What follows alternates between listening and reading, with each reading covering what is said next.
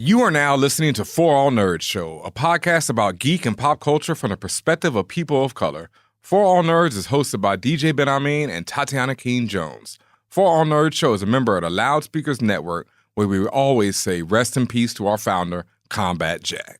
For All Nerds Show is powered by our listeners. Everything we do, from our podcasts, live events, our website, are all independently funded. Please continue to support us through our Patreon page at patreon.com/forallnerds.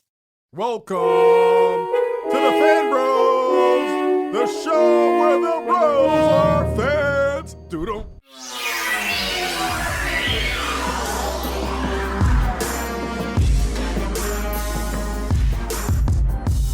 And what's up, y'all, and welcome to another episode of the For All Nerds Show. The voice of the urban geek, the podcast where we discuss geek and pop culture from the perspective of people of color. And as always, in the captain's chair, it's your boy, DJ Benhameen, a.k.a. Chewbacca Khan, a.k.a. Lando Carol of Fornication, the Riz Skywalker, Han Dolo, Kylo Bent, Rogue, wonder why you're lonely tonight, here back in the spaceship. And we are talking, as you can tell by all my Star Wars related AKAs, about the full season, the third season of The Mandalorian, now on Disney Plus. And as you can see, if you are watching us on Twitch or YouTube right now, as you should be, we have gathered a plethora of some of the best, the all-stars in the game. So let's see, I'm going to go round robin and, allow them to introduce themselves. So first, Miss Regine, welcome once again. Let the people know who you are and all that good stuff. I'm Regine Sawyer. I have a few AKAs. I try to get some good ones. I don't know. We'll see.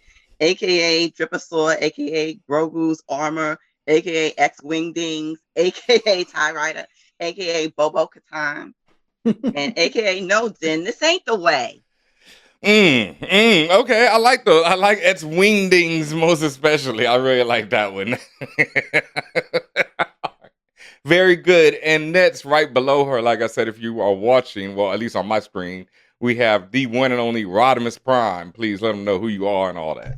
Hey, it's Rod from the Blackout Tips, aka Jumbo Katan, aka Chief Keith Wiggum, aka Oxtails of the Jedi, aka Grand North Gideon, and lastly, Dan Grogu. What's going on, man?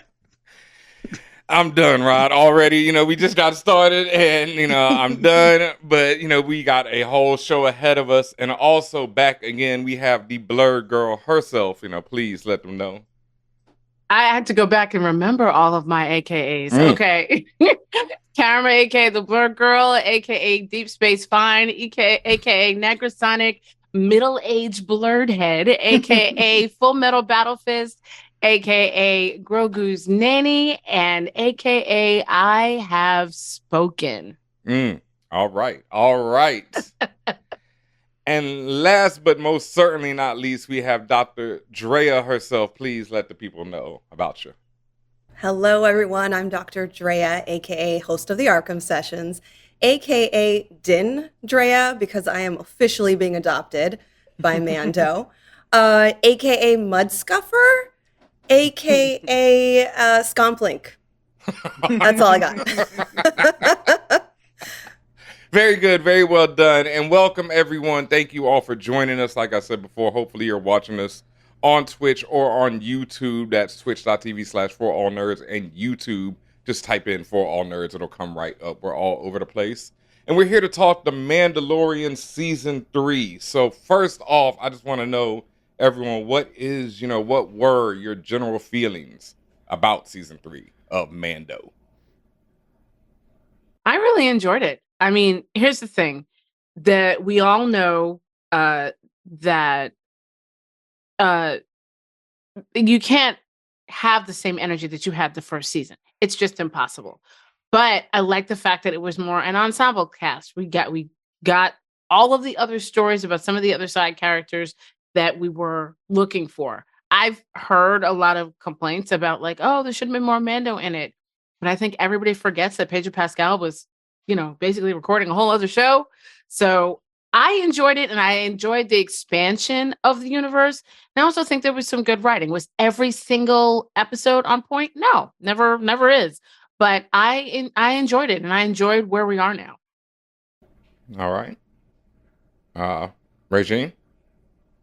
I enjoyed the action. I love the movement of it. I love to see all the Mandalorians in formation with their little jetpacks. I enjoyed seeing that. I enjoyed seeing Grogu sort of grow into his own as both a Mandalorian and a Jedi, and he still has a long way to go.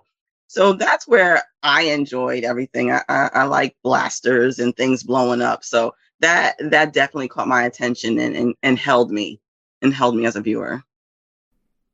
Okay. Rod? Yeah, I enjoyed it as well. I think I said this at the end of season 1. I realized that it's basically like Star Wars version of Samurai Jack. Mm-hmm. And so that kind of opened up my enjoyment for it, because I just wasn't really expecting, like, I feel like Andor is kind of like for the grown-ups, you know what I mean? And then this is like for kind of like the general Star Wars fare that we've had before. Special effects are amazing. It is low key, like, I do wonder if like the Disney Marvel people have beef with like how much time the other people get, because like that joint like a movie the last couple episodes. I was like, oh, they let them take their time, like, you know. So it looked great. It felt like Star Wars. And I'm a huge Clone Wars, Rebels, like the animated stuff fan.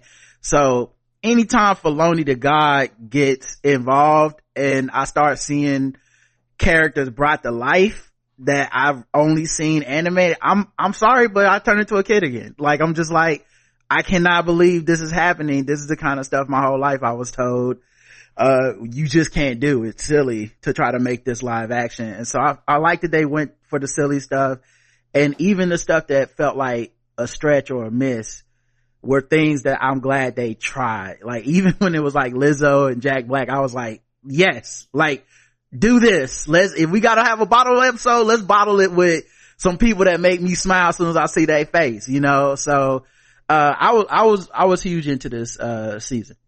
All right. And Drea? I had some mixed feelings about this, and I think it was because yes, right after Andor, I just was so enamored with the storytelling in Andor, and I totally agree. It was a bit more grown up. You didn't see the lightsabers and the Force really be foregrounded.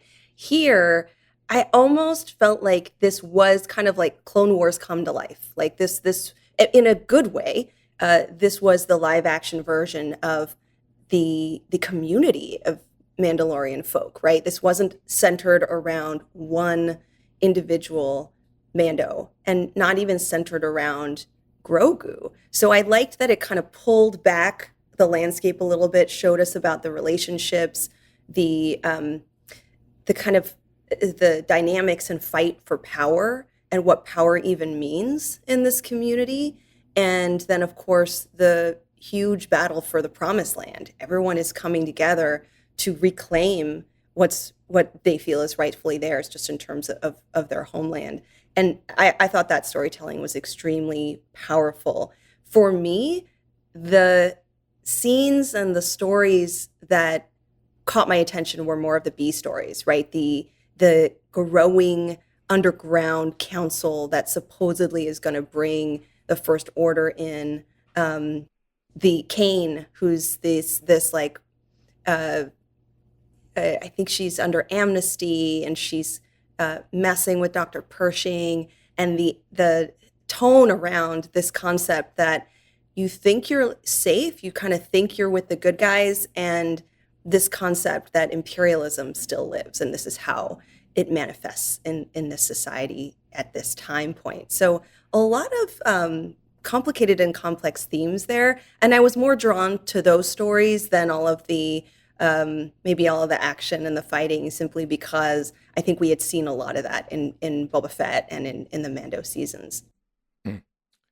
I think I was pretty much the same. I had I had mixed feelings about this season, I'll say. I liked it. I enjoyed it. I felt it was a little short. And because of that, I felt like there was some time wasted that could have been done better. And I just wasn't.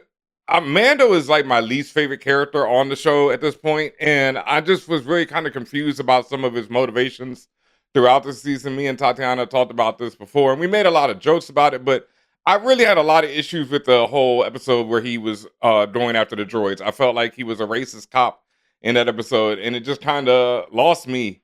And I want to ask this: which of y'all? I know Rod said he had. Has everyone else here seen Clone Wars and Rebels before this? Rebels, yes. I've seen Clone Wars. I haven't seen all of Clone Wars. I did the opposite, but I know the storyline. Yeah, I've seen most of Clone Wars and like a handful of Rebels episodes. Interesting. Okay, so there's going to be a lot of, because I've seen all of Clone Wars, and I now have one episode left of Rebels, even though I know what happens in it. I was just devastated over events that happened in the last season of Rebels, so it took me a long time to get over to that last episode. So I'm a huge Filoni fan as well. I also felt like some of this, I don't know if it's the season or just in general. I was kind of like, when you start seeing everything, not seeing stuff in live action, but seeing the characters from Rebels pop up the season was mind blowing for me. But just the everything being related part of it kind of gets wears on me. And more so, I felt this season, I just didn't, like I said, going back to Mando, I didn't understand his choices. And I felt like he just acted kind of stupid through a lot of the season. And that, it was hilarious and entertaining. But I just wanted someone to question some of the things they were talking about. Like, I love when Bo-Katan met him and she was like, oh, you're one of those dudes who doesn't take off his mask.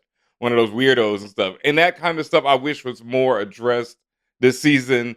Then people it just kind of got swept under the rug. Like, now they're all friends, the ones who wear the mask, the ones who don't. Everybody's cool together. It's all chill. Or at least for now. Maybe they'll explore that more next season. We'll see. So, I mean, they was fighting on the ship, like they wasn't always all cool. Like, I like the conflict, but like, one thing I liked about the Mandalorians, it kind of reminded me of like Black people and America and stuff, where like, when you have a shared enemy, that's like when it's like, oh no, we could put that aside. And that felt like they blew up their own planet. Like, that was not the Empire that that like they was bombing their own stuff, and like, you felt the energy every time they met a new group. It was like, remember these niggas? And then like, eventually they would kind of work it into like, but it's better than the Empire. And so you're right in that they probably could have taken like a couple of the bottleneck or filler episodes and made it more about those working out those inner conflicts and stuff. Mm-hmm. I could definitely see a path for that. But I definitely, and maybe it's also the Rebels, because Rebels was heavy about Mandalorian. So like, maybe that's what it is, where I'm like, I'm bringing background where I'm like, oh yeah, I know they got beef, and then I think that's the thing with Filoni, is he probably is so connected to all this work now, he doesn't feel like I gotta show my work every time. Mm-hmm. It's like, y'all know, if you've been paying attention, that these two people got beef, so let's go. And I could feel you in that. Yeah, and I've seen it all, but I just, like, even having seen it all, like, okay, and for those who haven't seen it all, how did y'all feel about Bo-Katan? That's what I want to know. Like, because I felt she was a bit, I'll get to that. How did y'all feel? So what I felt when I saw this version of Bo-Katan, there were some times that I'm like, this is Starbuck playing Bo-Katan, but that's something else. But I also felt like, I want to know what happened to her since Clone Wars, like since Rebels, rather. Like, because it's not that she was happy-go-lucky, but she had like just her energy was, obviously different. Obviously, she's younger. But I just kept thinking, ooh, what's an old girl go through? Like, obviously, there are some things that happened that, we talked about the war that happened there. And obviously she, comes to this royal family who we met in Rebels. But there's something else. And I don't know if that's going to be a spinoff or whatever. I will say, I thought it was very funny, the treatment of Bo-Katan by the armorer versus Din Djarin. I didn't know if she was like I'm so glad to have another sister here. I don't know what to do. But it just, because she was like, the armor, Din Djarin shows up. Did you take off your helmet? Yes. You got to walk the earth like Cain. You got to go find you got to go bathe in the Mandalorian waters and fight a mythical beast. And Tara shows up and she's like, yeah, I never wear my helmet. She's like, it's good. Did you take it off recently? We cool. And actually, you can just hang with us. I was like, I think the armor needs a friend. Like, she was like, I need somebody to manis and petties with. This is a problem. You see all these dudes?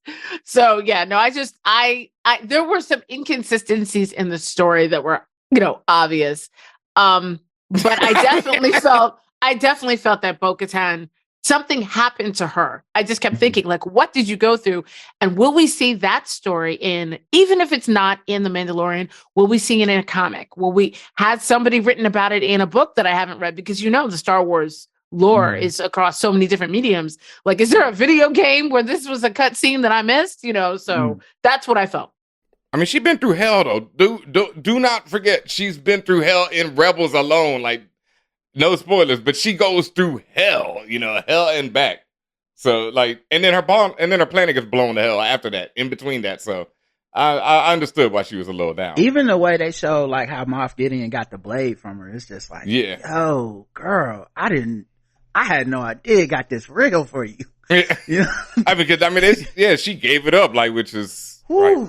Yeah. After all that shit in Rebels. I think this season showed that she made a lot of sacrifices. Like, even for folks who watched like Mandalorian season 2, where we first meet Bo-Katan, and she's even a different person then. Yeah. When we meet her, she's just all about, getting that saber, getting the dark saber. And then when we see her again in this season, she's dejected. She's dejected. Her people left her, all her mans and them, they're gone. And she's just sitting in the house by herself. Right, in that big throne room by herself. She's like, oh, that was such a gangster visual too. Yeah, it was. The way she was sitting on the throne. I said, she had her leg up. Yeah, she was like, "You again? What are you coming here for?" Khaleesi could never. I was so excited by that.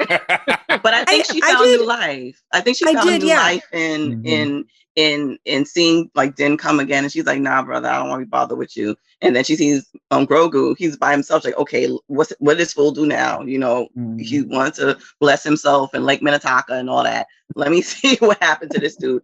And I think helping him and then seeing the other Mandalorians and them accepting her to whatever extent helped renew her faith in her people and wanting to bridge that gap between the clans. I think we saw a very interesting story arc.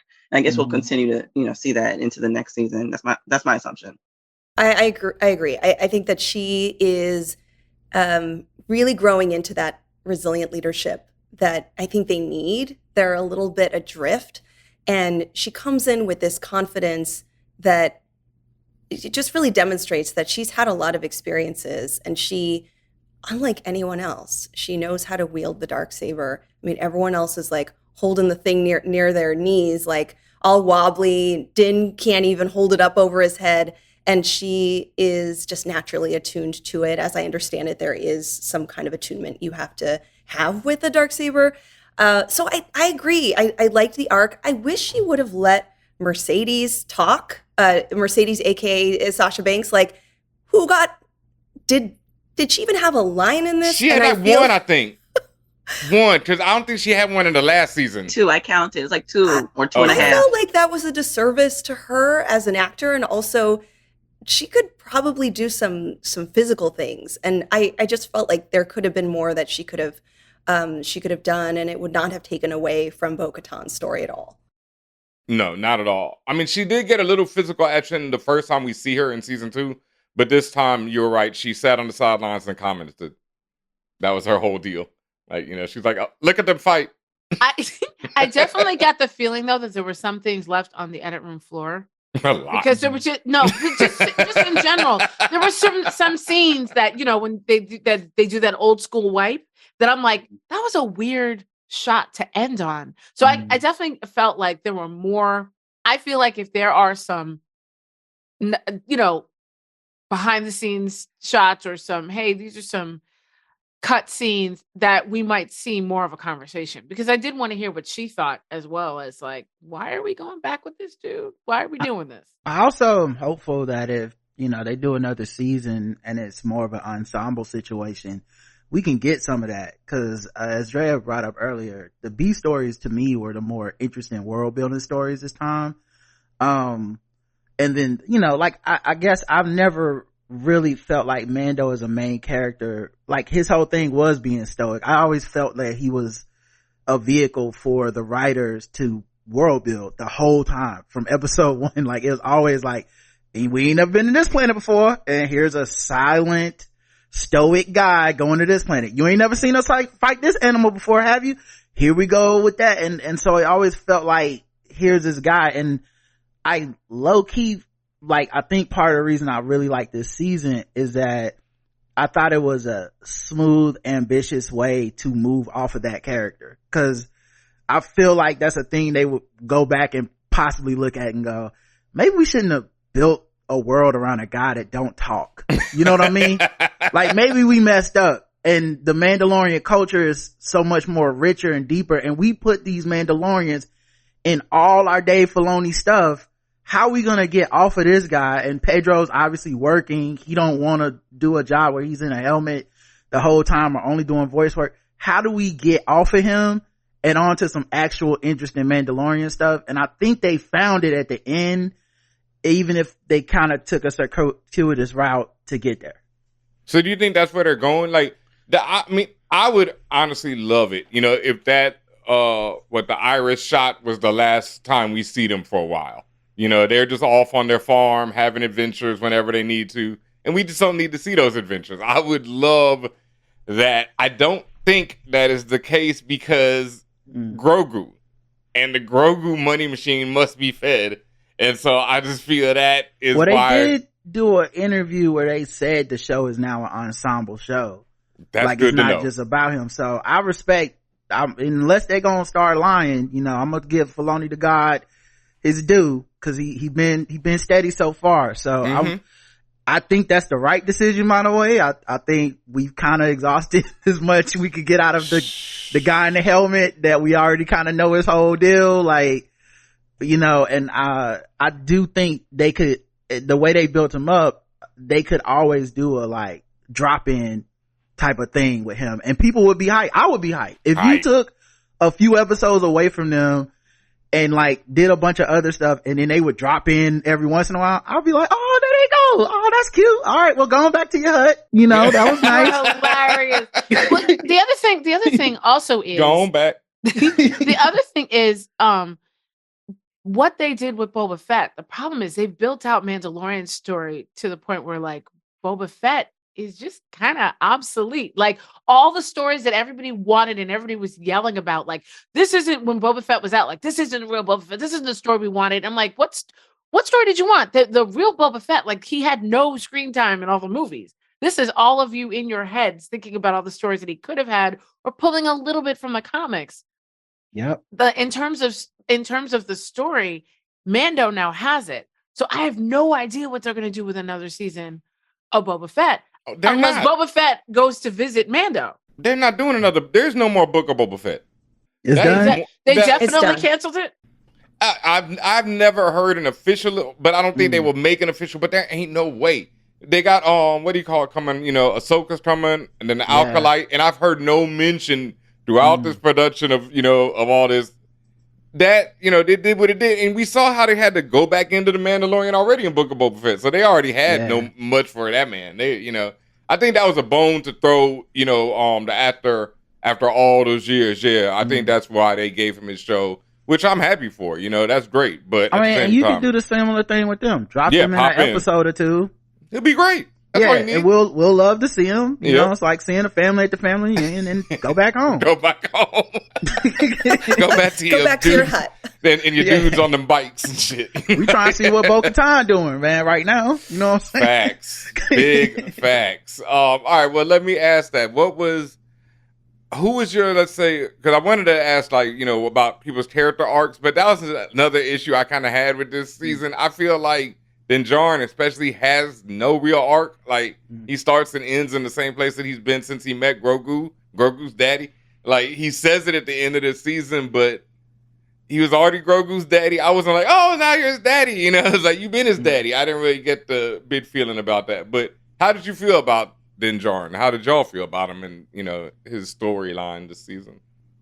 I mean, I think you just said it. I think this season should have been called The Mandalorians. Yeah. That's what it was. That's what it was. I mean, honestly, and that Bo-Katan and the Mandalorian. Bo-Katan and the Mandalorian. The Mandalorian, the Bo-Katan Chronicles. Something like that. Because this was really, Bo-Katan had the arc. Bo-Katan went from, you know, fuck like, everything. Yeah. And also like what Rod said earlier about that, like with the Mandalorians having those different factions, I felt the same way. I'm like, this is like African Americans, Caribbeans, Africans. This is like, I see it. Afro Latinas, like this is everything all mixed up and everybody having their own beef and their issue. But at the end of the day, Trump, you know what I mean? Like, Yes. You know? That was so. Yeah, like none of us can survive if we don't recognize, you know, let's revitalize our spirituality. Let's connect around the parts of this legacy or this community that are important to us, but we can't be blind to the larger looming destruction that's happening in the universe. And I think like that's probably why I love like Mandalorian as a I guess a theme around storytelling, because it tells us about the relationships and the struggles between these people. And then, you know, as you're saying, there's this larger connectivity happening, and the necessity that around survival is collective liberation. And that happens here, I think, in this season more than in any other season. Absolutely. And I think the fact that both the Armorer and Bo-Katan are women and they led this, we know that the Star Wars fandom is notoriously misogynistic and everything like that. And a lot of us just like the fandom and like the shows and the movies quietly so that we just don't have to fight people online. I've spoken to tons of people who do this. So I think a lot of the criticism that we hear online isn't even about the larger storyline. It's about the fact they just wanted to see the dudes fight. Now, but the fighting scenes were really good. Again, I agree with Benhameen, though. This was not Din Djarin's Mandalorian. The Mandalorian they were talking about this season was Bo-Katan. Yeah, I didn't care for that. I mean, that didn't bother me one bit. You know, I was happy for that, actually. I think, like, when y'all are describing all this, they're unifying and all that, I'm like, wow, that's a great show. That I didn't really feel that, you know, this, like, it was, I get, like, y'all made it better than to me what it was. You know, what the actual realization, that might have been their ideas, but the realization didn't come across like the that. Execution. The execution wasn't there. I didn't really get that, like, oh, wow, all these different cultures who couldn't coexist before are now coming together. It was more just like, you know, well, we ain't got no choice. And also, I just could not get over how silly and stupid I felt like the Mandalorians acted throughout this. You know, like every faction of them had some stupid people in them. Like when they're sitting there, and we discussed this before on ForAllNerds, but like the way they're writing around Pedro not being there makes them dumber than they need to be. You know? Yeah, because there's two other people in the suit this season. Yeah, so it's like, what do we need to do where he doesn't have to talk because we can't get him back in to do the VO? But beyond that, that's like, I'm like, what I'm saying is like when they makes their culture dumber. When they're like, we eat alone after we just got ate up by a random monster, it makes you look like idiots. But they're only doing that because they don't take off the mask because Pedro isn't there. So that's where it's like the culture felt dumber, you know, it like, especially coming from Rebels and Clone Wars, where they have this ill culture. They went through all this stuff with the pacifist side of them and the Death Watch side of them, and you know, Maul coming through and taking over, and just all this ill shit. And now it's like these dudes don't take off their masks and they're idiots. Mando walks dead ass into the water and immediately sinks to the bottom. It's just all these little right, because and I'm like, dude, you're wearing like 300 pounds of Beskar. What did you think was going to happen? Yeah. I thought the mythosaur grabbed him and pulled him down. Oh no, his ass just slipped. Maybe he just dropped. maybe that once again, you got a better show than I saw, because I thought that's because Bo was swimming. She was wearing armor. Yeah, I thought that was happening. I thought that's what was happening in their heads. Like a lot of that stuff was not necessarily like an actual thing that happened. Like when they came out of that water and it wasn't that deep, I was like, oh, they was like, this is like when the fucking edible hit. Like no. It's what he took, like, and maybe this is because my family's from an island and I'm used to seeing things like this. But when there's a cave and there's a deep amount of water, but you can't see it, you'll have ridges that are straight and then you just drop. Yep. So I thought literally he just walked off the thing and it was really deep. And then when she flew him out, and yes, then he landed. I know what you're talking about in the beginning when he thought it was deeper, Yeah, and like also that like she saw the mythosaur. He's like, what mythosaur? And the mythosaur looked at her like. So the thing for me is like, I don't feel like it was dumbing down of their culture. I think no offense to everybody, but religion is kind of dumb. And I think Star Wars is a very accurate reflection of how like we choose to believe certain things, and it's ridiculous on its face to people who don't share it. It's like how people think Scientology and Mormonism is dumb, but then they'll be like, but the old ones are cool. And it's like, yeah, but if you just heard of the old ones, you think they was dumb too. And I feel like every time we met, the old ones don't have spaceships and stuff. I don't know. I think angels, those are aliens. Like true. I just feel like it's just all upon your conception of it. And I feel like the factions, because the blade thing is kind of dumb. You know what I mean? Like, yeah, super whoever dumb. got the blade, that's who runs it. You're like, and really? I think, there's some comparisons with the Jedi, how their ideology, when it's so rigid, becomes divisive, becomes destructive, gets stupid. Like, I think there are some parallels here. And there was a part of me that was hoping that by episode 8, some of the uselessness of this religion would become apparent. Like the veil would come off, the mask would come off. And I thought that's where they were going. When the armorer had said something to Bo-Katan about, no, you can keep your mask off because you are blending. I kind of love that. Like, me too. You are your own person in this culture. You are, yes. And there's, as a mixed race person, I immediately took to that. Like, okay, we're talking about the border blenders, the cultural blenders, the people who, when they are authentic, can exist in these spaces and actually be the stewards and be seen by the members of these different communities. So to me, that was like, that's a great example of that happening. I didn't like, obviously they've written these characters and these rules and they're not gonna change the lore overnight, but like stuff like that just used to not happen in Star Wars. You know what I mean? It's like, no, George didn't say you could do that. I love that they were like, nah, man, this is kind of stupid, right? Like, and by the end, and like, I don't know, I felt a connection in the idea of them saying like,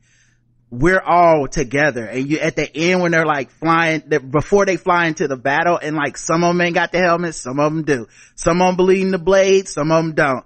I love that shit. I was just like, yes, let's all go kick ass together, cause it's like a hopeful moment, to me, of a shared struggle bringing everyone together. And so to me that was dope. But once again, I don't even like disagree with Ben that you could spend a little more time in it. And I think, instead of like the cop episode or whatever, if you just spent time with the factions, like hashing it out, I feel like when you come together at the end, it feels stronger to people where they're like, oh wow, they really worked through some things to get to this battle, as opposed to just like, it's a convenient moment of like, we just got to finish this episode 8. We got to hurry up.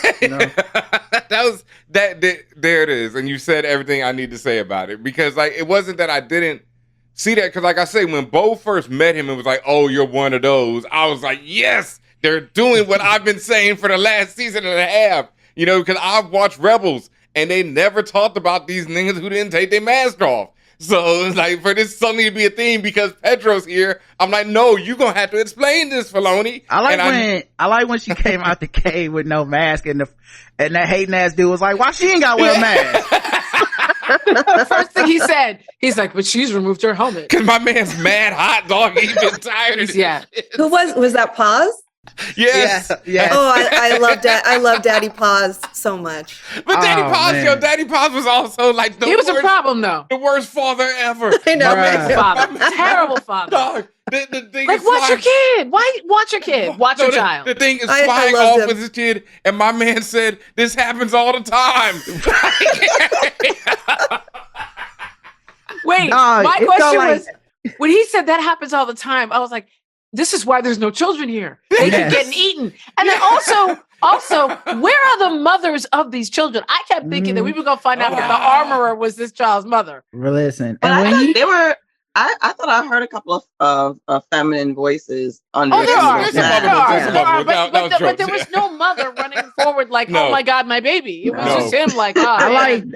like that one, it felt like he gave up on getting his own kid back. Yes. Like he was really like, damn, Bo-Katan, you kind of pressed. Like you really want to find this kid. And I was like, this is your baby, right? I was, no, you're so right. Because at one point I was confused. It's like, maybe I'm looking at the wrong Mandalorian. Maybe that's not his child. Because his attitude was No, like, he was the only bulky ass Mandalorian out Fam there. said With a this big happens ass all the time, Gatling gun. dog. he was the only plus size Mando. And then the last thing before they, saved his kid, he referred to his own kid as the foundling. Yeah.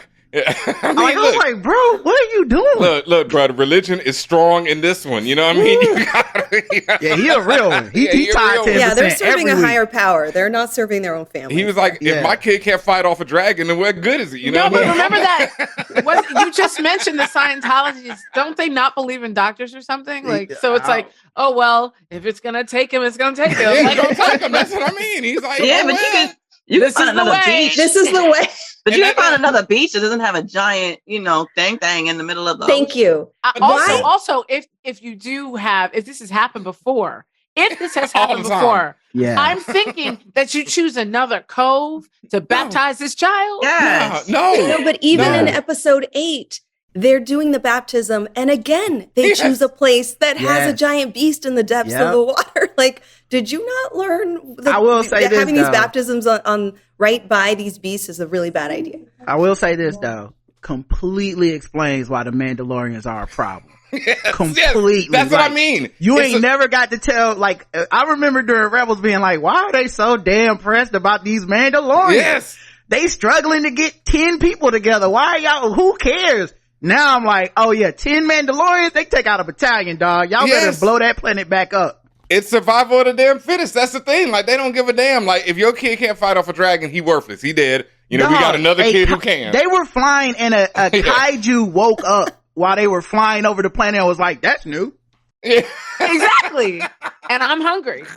And we still want to stay here? Not one Mandalorian turned around like, why don't we just go to Tatooine? That's No. just as ghetto. No, they just like, this is the way. This is it. The kids get 8. Kids get 8. We live in the hardest planet in the univerce. That's how it goes down. This might be the last generation, but this is the way. We gonna make it work on this planet right here, boy. That is, they just don't. That's care. what I would write into the show. One Mandalorian that's a little bit scared.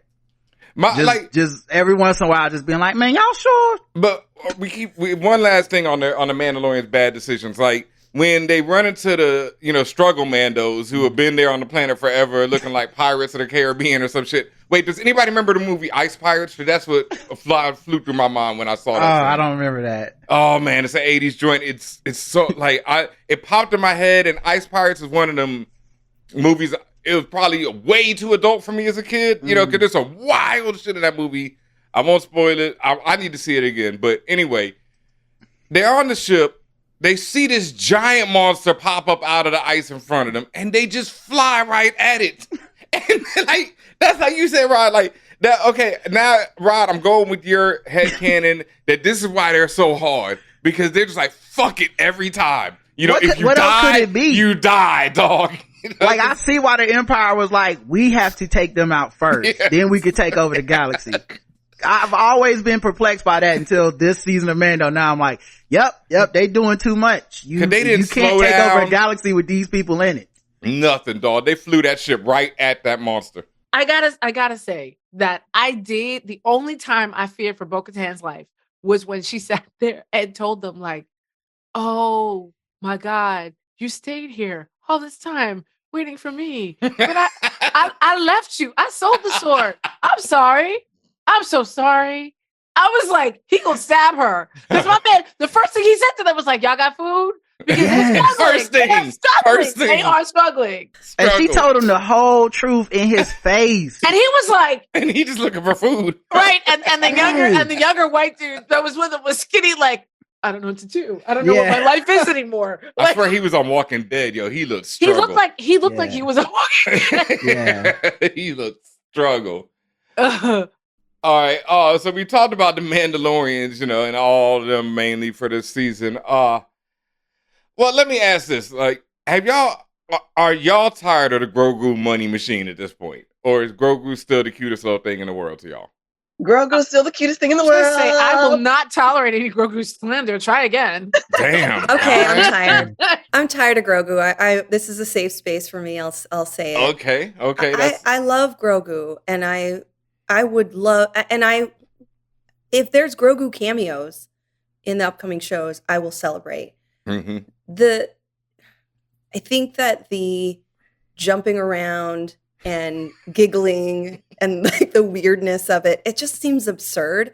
I'm trying to make sense of Grogu's lens in this like bigger thing that's going on in this bigger story. He's So a 52-year-old baby. Yeah. My man never grows up. When he got into IG 12, so when he was in, I'm just like, I'm not high, but I feel like I'm high right now. Like what are we doing? We're selling toys. We're selling toys, Dr. Dre. That's what we're doing. Grogu is probably the most George Lucas thing about this whole series. Yes. Because, George Lucas, as much as he's built this lore, is very quick to be like, let's put some adorable Care Bears in it and give them sticks. And you're like, bro, we in the third act. This is everything. He's like, yeah, but let's take a little time on this moon and like watch these little guys. They're cute. And Grogu is just, I want to hate myself for loving how much I love Grogu. I'd be like, this is a disgusting cash grab. Take my money. But I'm very disappointed in myself. When he jumped in Lizzo's arms, I was like, yes, Grogu. No, I got up and left. I said no. I said, Grogu know good people. He can feel it. You know what's funny? That episode totally felt like, I don't know. I mean, I know many of the listeners watch anime, but that episode with Lizzo and Jack Black, that was a classic anime filler episode. Absolutely. It was literally from beginning to end. Even how they laid it out, I'm like, beat for beat, this is somebody watches anime. It was like Naruto talking to that ostrich. Yes. You like, what? Bleach, Why are we doing this? Bleach all of a sudden going back to high school when you forget that he's supposed to be a teenager. Yes. But you know that and thing it's Bleach Day. where you watch like a filler episode of anime and you kind of get mad at yourself because it worked. That's how it feel when it's Grogu for me. I'm like, this is filler. They didn't even really put a show together. Oh, look at him though. I know. Listen. When I tell you the episode that Ahmed Best showed up as Kelleran. Yes. Oh man, no, that was lit. I bawled my eyes out. Also because I know what Ahmed Best went through. Yes. But like, I bawled my eyes out, and then thinking of the trauma. And then you know what was crazy? People online were like, you know what we need? We need a whole series of the kids and what they went through. I'm like, I'm sorry. Getting killed? Yeah, that's what I said. I said, you want a whole season of adults or people going into schools and killing children? I'm like, that's called Tuesday. Yeah. Oh, wow. Second, no. No. Yeah. But like, I did like the moment though, that we understood, because he's got some trauma in there because he's more powerful than he realizes, but he doesn't want to use it because of what he saw. So I think, and they addressed that last season, but that episode, I was absolutely in my feels. And then I was like, why am I crying? He's not real. What am I doing? The thing is too, with them deciding not to go like CGI. Yeah. Sometimes it just feels like such a throwback to like it's a Muppet. It's a Muppet. Or you just Dark Crystal.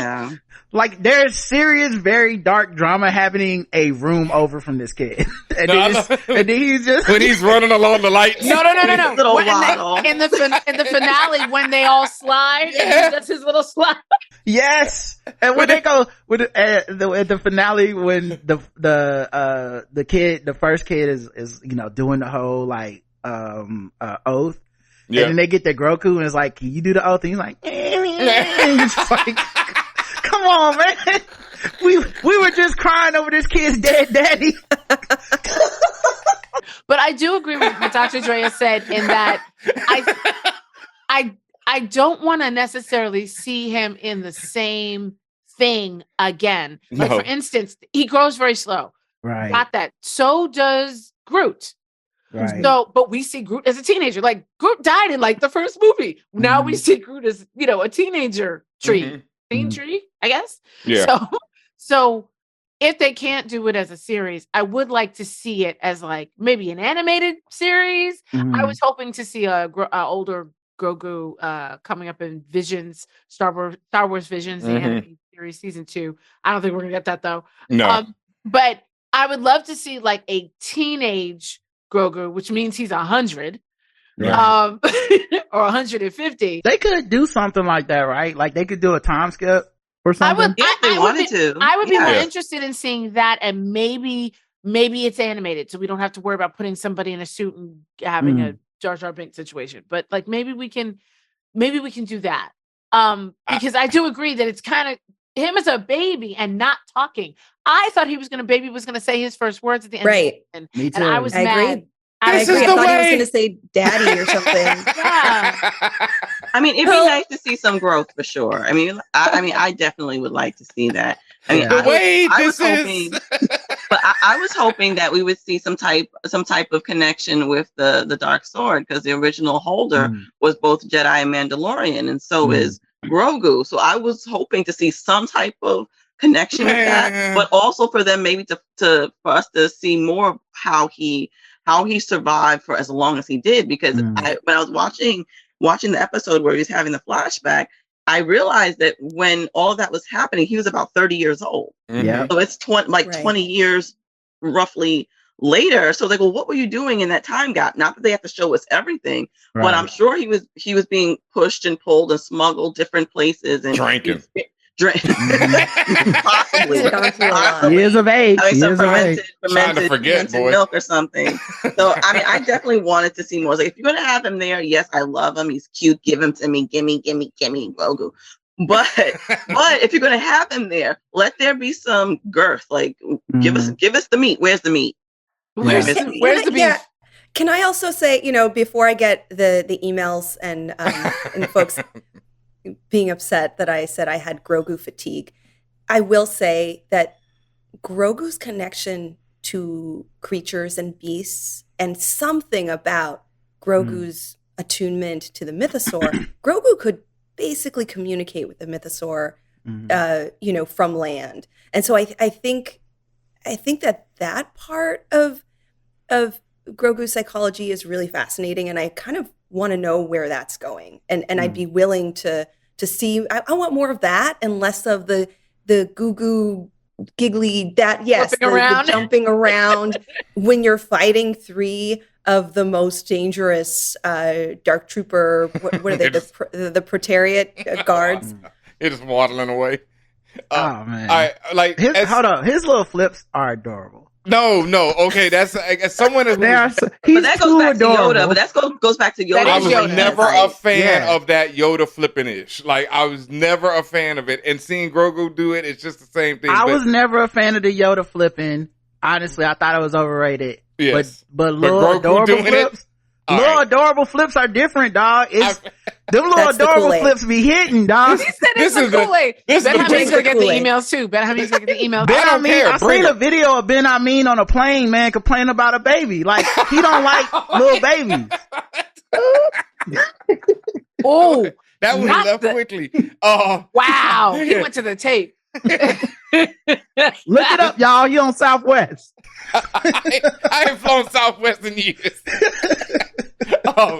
But no, look, like my problem is with Grogu, and it's a lot of things with this show. Like I feel like Filoni is the master of, bringing in all these references and stuff. And with this show, I feel like I don't know if it's him or just editorial concerns or whatever, but I feel like some of that's thrown to the side. Like Luke is like, "Fuck it, take this kid," and that's wild. After everything Luke has been through, that is consistent though. It is consistent with Luke fucking up.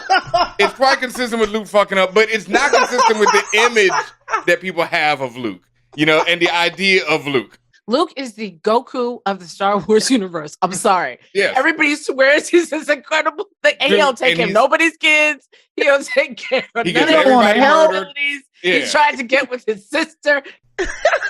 So I fully agree, but like the image people have of him, it's not that. So they just like, this kid has Jedi powers and I'm just gonna let him out into the world.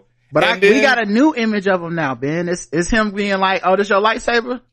Yeah, I get it. And that's the image I love of Luke. So fuck it. This goes along with that Luke. But I know a lot of people are like, "Oh, that's not right," And I'm like, "Oh, that's always been my Luke, a little spoiled But they don't brat. have the money. I mean, they had to find a device. They had to find a device to get him out of here. That CG, Yeah. I mean, granted, Yeah, I know. in 2 years, that CG we will all have on our phones, that Yeah. deepfake CG, AI technology. But I don't think that the budget was there, not for a series, But to let him stay there. the other problem is if he stays with Luke, he gets murdered. You got to remember, that's the other thing. All them kids get killed. Yeah, because Luke. So, all right. But then my other side, the other, big, the lore is the Darksaber, right? The Darksaber gets crushed at the end of this shit, and that's it. And we spent like 3 shows on this hoe. They can fix it. They They can fix it. I was thinking that too. They can fix it because we didn't see the crystal break. We just saw the hilt break. Yeah. And they could give them something to do season 3 or season 4 is a thing for not Din Djarin to do, but something for Bo-Katan to do, which I will be interested in. And like, I think part of the reason the Grogu thing doesn't really bother me is because my heart of hearts, I'm like, we just not going to see that. We're not going to see him a lot after this. I really think they're moving on from them. Because they're going to put a lot into Ahsoka, and they seem to be putting everything and everybody into what's the one with Carrie-Anne Moss that's coming? The Acolyte. Oh, God. Yeah. So yeah, I think we off this. I think we done. But I go ahead. No, go ahead. Finish. So no, all I was going to say was the Grogu. I do agree that the Grogu love and the Grogu fandom is probably almost run its course, but I think they're definitely going to pull it out every holiday season, like Doctor Who. There's going to be a Grogu holiday special. Grogu Valentine's Day, Santa hat, something. around. I'm gonna be so upset, but it's gonna work on me. Yep. I'm gonna watch all them shits. Right. Exactly. Grogu Christmas. Who asked for this? Anyway, listen, Grogu's Kwanzaa special. It's gonna be amazing.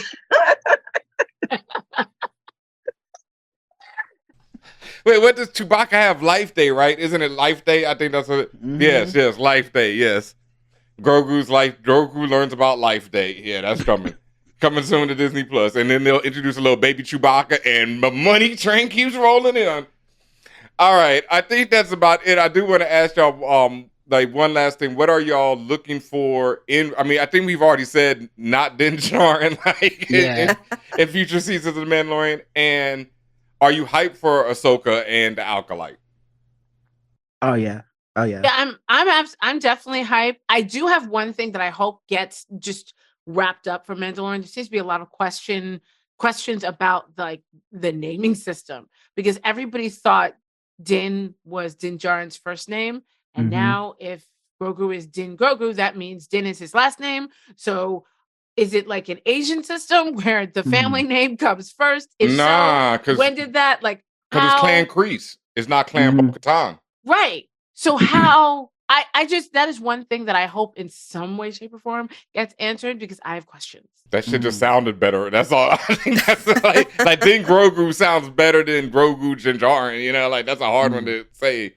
So I think that's why they went that way. But yeah, it gets messed up right now because it's Clan Kreese and not Clan Bo-Katan. Right. Yeah. Unless he got a whole other name, like there's some other name in front that we don't know yet. That's what I'm saying. He got a whole other family. Logan. Or is Grogu's name the one that's like that? You know, because Right. it could be that. Oh, You know, like Yoda. And, the way this is. I think the wild part about that is finding out that Yoda basically got a speech impediment. Wait, The rest of them don't talk like that. We don't know that yet. We don't ain't said know. nothing. In He hasn't developed Visions, language we see the what's her name, Yodel? Yaddle. Yaddle. She don't talk like him. No?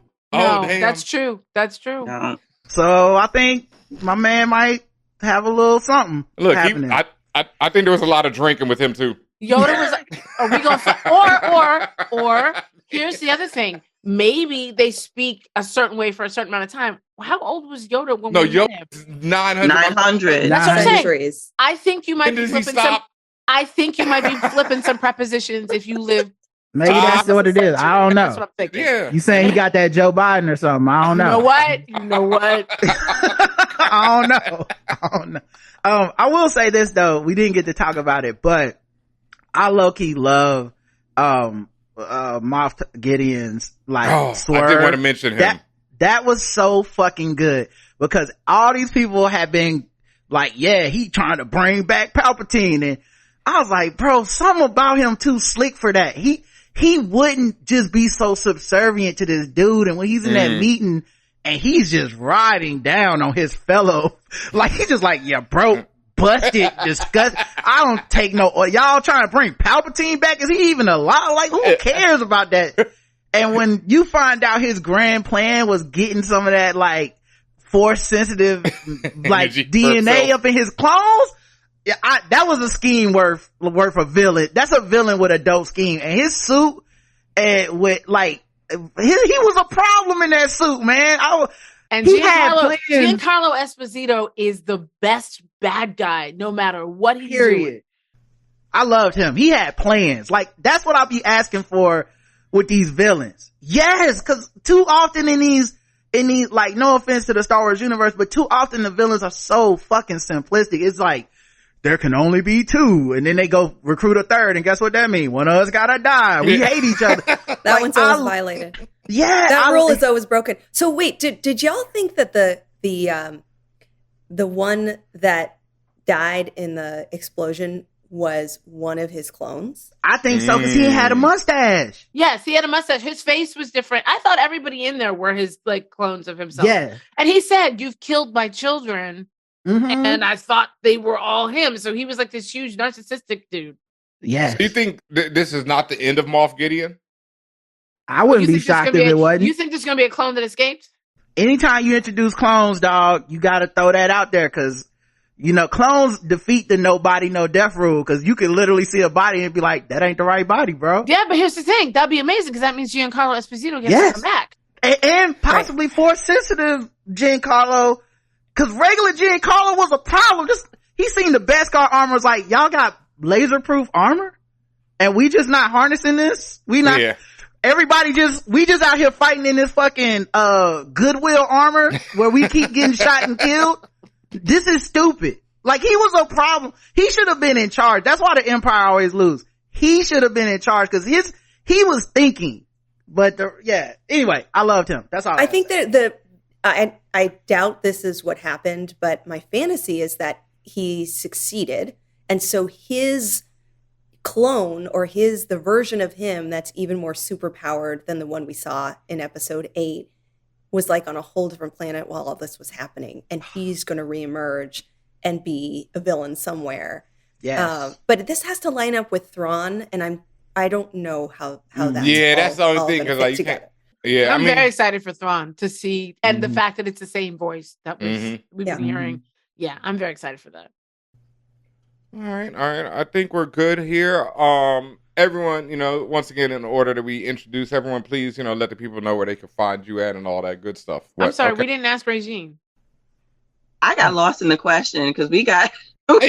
we started switching to Moff Gideon. That's my bad. I mean, no, but all good. We needed to talk about him. Yeah, I'm just looking forward to whatever comes out. I'm looking forward to Ahsoka, and I'm looking forward to the Acolyte. No, it's Acolyte, or it's Acolyte? Yep. Okay, the Acolyte. Yep.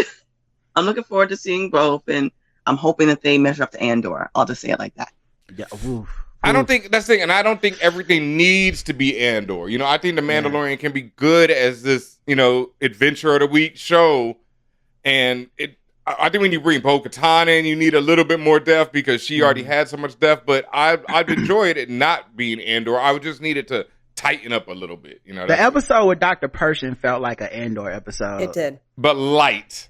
Yeah, but very light. I mean, you didn't get one of them speeches. That's what Andor had me is.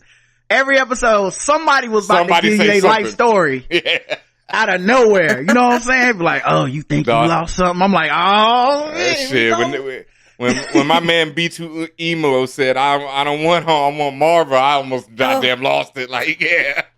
Like, you this fucking droid giving me a speech. Like, so R5 didn't quite give you that? No, because I can't understand Mando's racism and then non-racism. It's like he hates droids 1 second, and then he's like, "Hey, buddy," to kick him and punch him and hey, shoot R5. him in that one episode. Hey, buddy, like I wasn't just kicking your low-key, homies. though, he was consistent with R5 because R5 was scared. Like, hey man, you sure? You like, I can't even understand you right now. Just go on in there.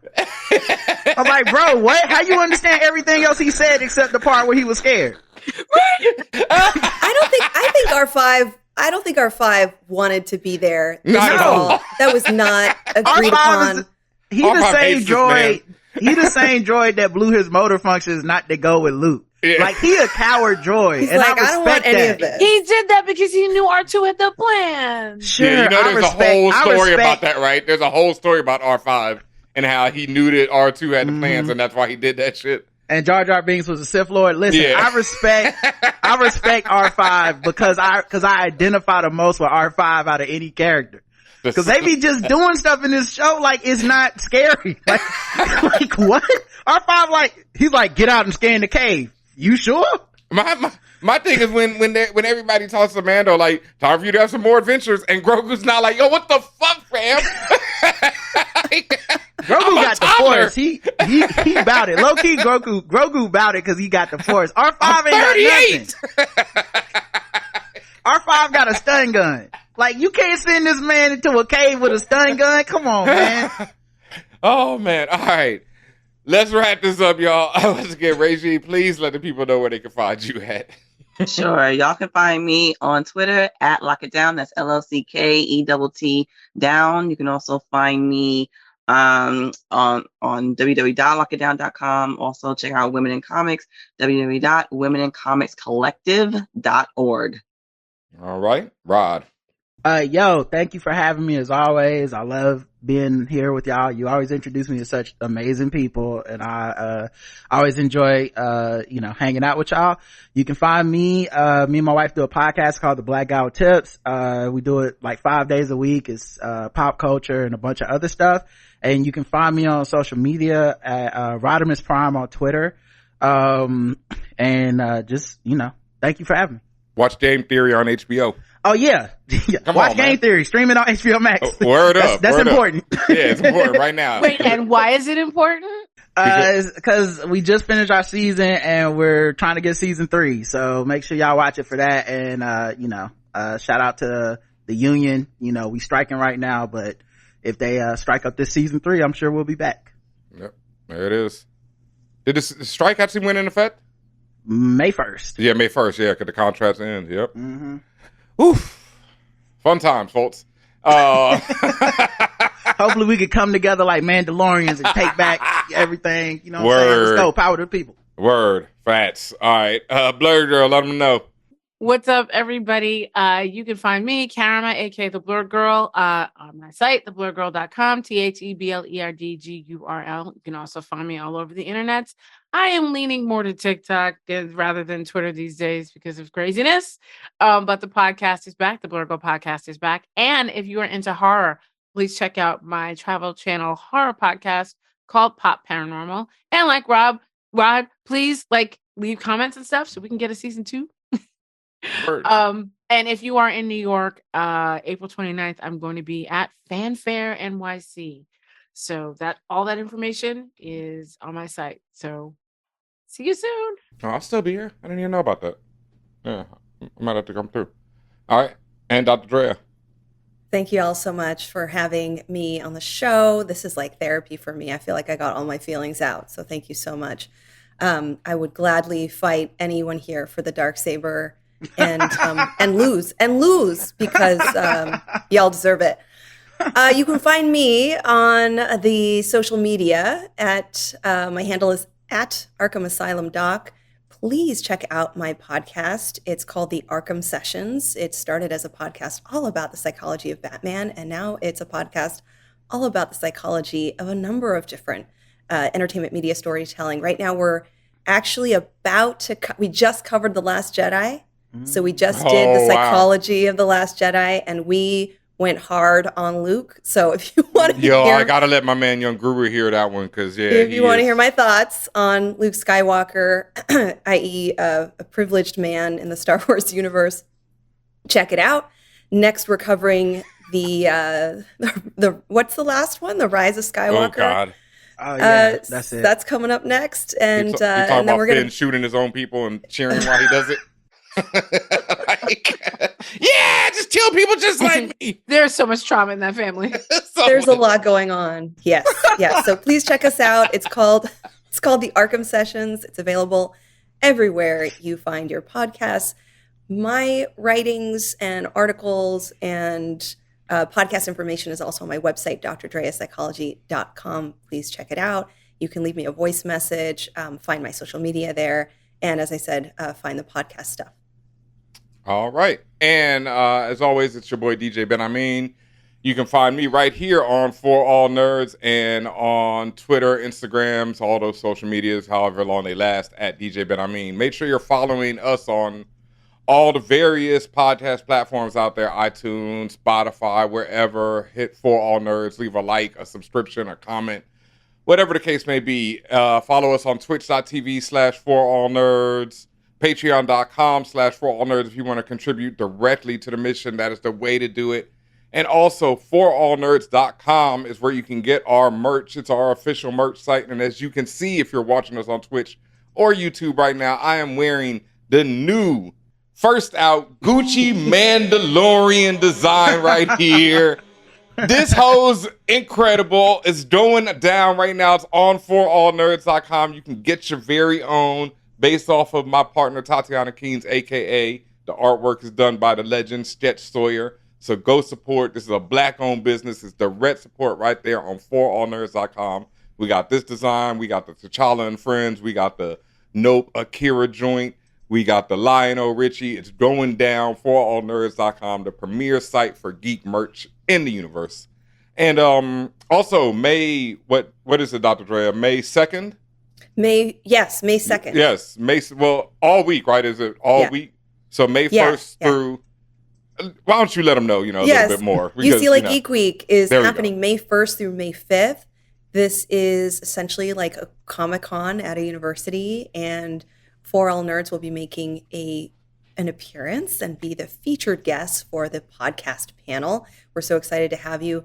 I will get some more information on whether that will be recorded or available in any other way. If you are a Bruin and you are going to be on campus, come on by, follow the Geek Week UCLA Instagram for more details. This is going to be so interesting. I can't wait. Shout out to all the Bruins and UCLA. Thank you, Dr. Drea, for having us out there. Yeah, May 2nd is our panel. So if you're out there, come through. And we'll be there all week, checking out LA. So if you're out in LA, hit us up and holler at us. And, we can link up and do some stuff. Other than that, thank you very much for joining us. Thank you all for joining us tonight. It's always great when we do these all-star appearances, and we'll be back with another one. What's I thinking of this big thing we got to? Oh shit! Guardians of the Galaxy coming soon. We might have to reconvene for something, talk about that. So, thank you all. I'm not ready. I know, I feel like there will be tears. Yeah, that I just saw a commercial where it's like, "Come for a happy ending," and I'm like, "Stop lying to me, fam. I know damn well this ain't gonna be no happy ending. I know." I'm crying during the damn trailer. Yeah, I know James Gunn too well. I know this motherfucker is not gonna give me no happy ending. Like, this is a dark, dark man. Like, all right, y'all. Thank y'all. Peace.